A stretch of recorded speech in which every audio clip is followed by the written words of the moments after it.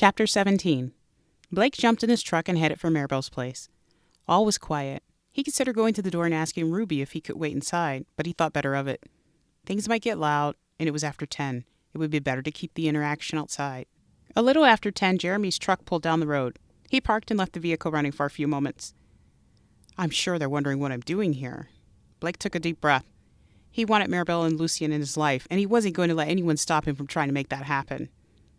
That was, if Maribel was open to it. What if she rejected him again? Blake tried to push that thought out of his mind as he stepped out of his truck. Maribel climbed out of Jeremy's vehicle and slammed the door. Jeremy pulled off. Blake caught a glimpse of her face. He could see the smeared makeup on her cheeks. He rushed to her. Mar, did he hurt you? Blake asked. Why do you care? You're going to Denver. The job in Denver isn't a sure thing. Yeah, but you were obviously looking for a way to get out of Friendly. You made Lucien think you'd be here for him. And for me. Why didn't you tell me you were thinking about leaving? Listen, it wasn't like that. I don't know if I want to leave. I was just thinking about job prospects. Is that all that matters? Maribel asked. Her voice wavered. She was holding back tears. Why did you seek out an interview? I didn't. Lucien liked spending time with you. How could you make him think that there was a chance he could have you in his life? Maribel, I never meant to hurt you or Lucien. I'd do anything to keep the two of you safe. Then why are you planning on leaving again? I didn't go looking for a job. Look, Jeremy told me about the job. Maribel squinted her eyes. What? Jeremy brought it up. I wasn't looking for anything. I think he might have been trying to stop me from being here, Blake said. Maribel wiped her swollen eyes. Jeremy, of course. Look, I have always wanted to be with you. I left because I thought you'd never give me a chance. And you have to admit, you gave off the same impression when I first arrived.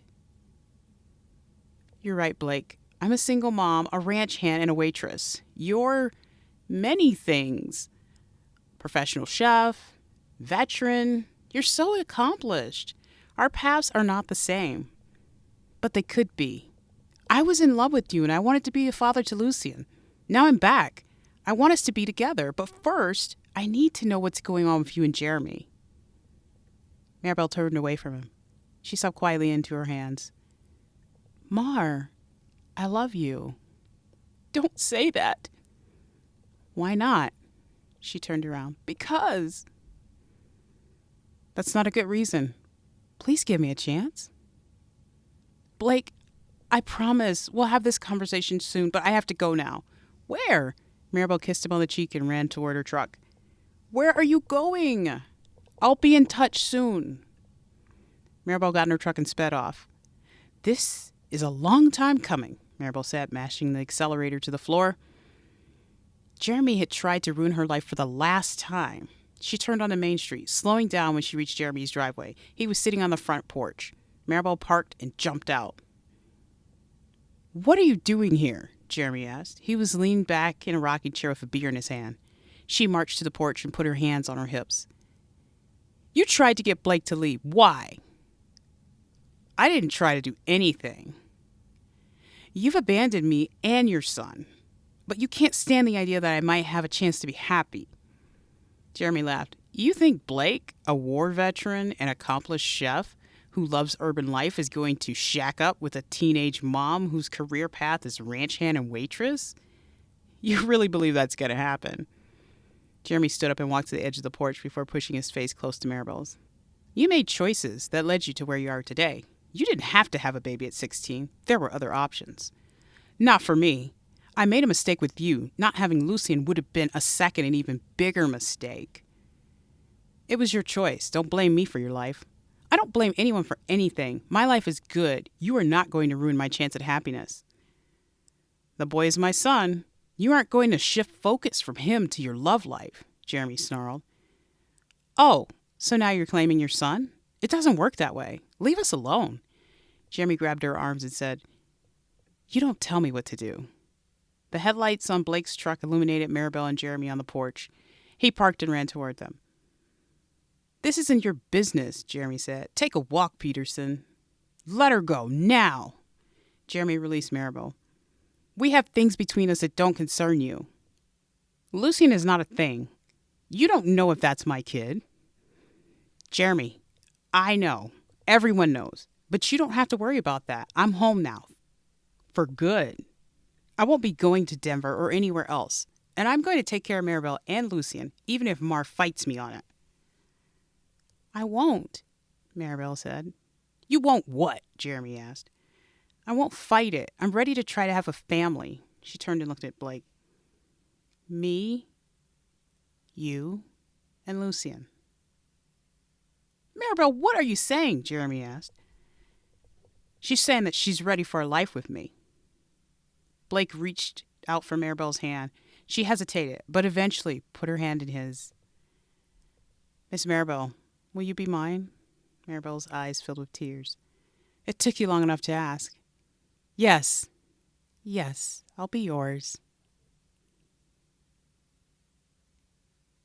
The next morning, Blake was on Maribel's porch with a bouquet of daisies and 2 cups of coffee. She hadn't slept, so when she heard Blake pull up, she was already dressed. Rushing down to open the door before anyone else could get it, she forgot to check herself in the mirror. Maribel was still wearing the clothes she'd worn the day before. After spending hours talking with Blake, she'd driven home in a daze. Unable to sleep, she turned on the television and zoned out for hours before dozing off. Blake, Maribel said breathlessly. He was standing in the doorway, dressed in a blue and gray button-down shirt, Wranglers, boots, and a Stetson. Maribel felt faint as she stared up at him. This was her dream come true. Was she going to get her wish? Could she have Blake and her happy cowgirl life? Good morning, Mar, Blake said, his voice low and sultry. She blushed so hard, her face felt like it was on fire. No man had ever said such a thing to her. Well, I guess that's one way to put it. Are daisies still your favorite flowers? She nodded slowly. It was as if she'd forgotten how to speak. Wondering if we can take a walk around the property, Blake said, handing Maribel her coffee. She saw Lucian peeking from around the side of the living room wall. Get, she said, causing him to giggle and run away. Yeah, let's take a walk. It's the only way we're going to have privacy around here. Blake handed Maribel the daisies. Ruby emerged from the living room and took the flowers from her. Graham, what are you doing there? She yelled. Just dusting. I'll take these and get them into water. You two run along. Maribel and Blake laughed. He slipped his arm around her waist and led her off the porch. They walked to the far north end of the property. Along the way, they talked about Lucian, the restaurant, and Jada and Harley's wedding. Maribel was nervous.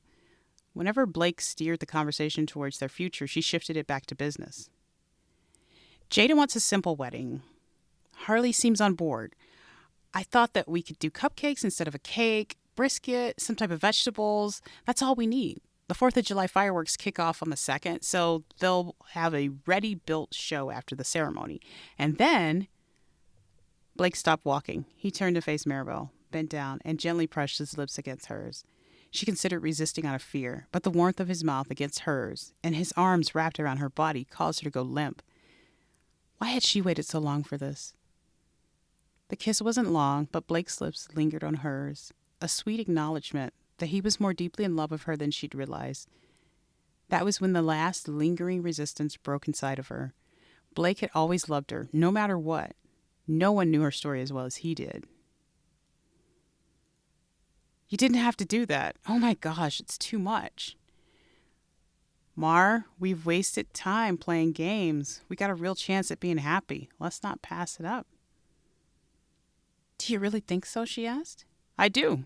Who knows? Maybe we'll get some ideas from planning Jada and Harley's wedding. Ideas? About a wedding? Her and Blake's wedding? What are you saying? I'm saying that we're going to plan a wedding for Jada and Harley, but it won't be the last one we're involved in. Is he going to say it? Is this real? Is this really happening? I'm a single mom who waits tables. Is this happening? Maribel, I'm in love with you, and I can't wait until you run my folks' place with me after my dad retires. After all, I'm no good at ranching. I'm going to need you to round up the cattle. Me and Lucian can handle that. Maribel stood on her tippy toes, inching closer to Blake. This time, she was the one to move in close. Anxious and unsure, she gave him a quick peck on the lips. All right, that's enough. Won't be too long before we're walking down the aisle. Maribel blushed. Was this really happening? She was basking in the moment when the distant roar of Jeremy's diesel interrupted her thoughts. Off in the distance, she could see him pull down the driveway. Oh no, what does he want? Maribel muttered. Blake took her hand. We'll find out together. He led her back to the house. Jeremy was standing there with an envelope in his hand. What do you want, Jeremy? Blake asked. I'm here for her, not you. Okay, well tell me what you want. Maribel gently removed her hand from Blake's and walked towards Jeremy. You're not getting some Little House on the Prairie fairy tale lifestyle. Jeremy shoved the envelope at her. What is this? You wrote me a letter? Open it. Maribel opened the envelope and pulled out a single sheet of paper that was folded in 3. She felt her heart race as she read it. Are you serious? Oh, I'm more than serious. You won't win this game. It's not a game. Lucien is not a pawn. Blake touched her shoulder. Mar, what is it? He's filing for custody of Lucien. What? You can't be serious, Jeremy. I am. Dead serious.